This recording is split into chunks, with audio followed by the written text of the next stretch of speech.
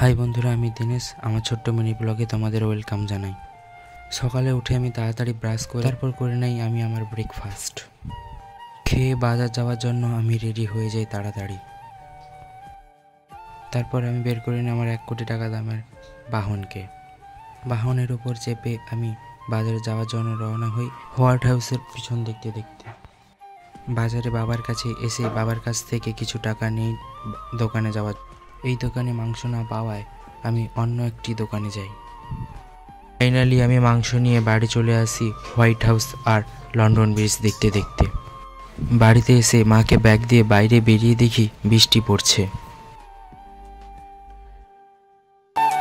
স্নান করে আমি দুপুরে বাইরে বেরিয়ে যখন দেখি আরও জোরে বৃষ্টি শুরু হয়েছে। জোর করে ওই দিকে একটা বিদ্যুৎ পড়ল। ঠান্ডা হাওয়া খাচ্ছিলাম, তখনই পাগলি এসে বলে তাকে নাকি কিছু ফটো তুলে দিতে হবে এই বৃষ্টি।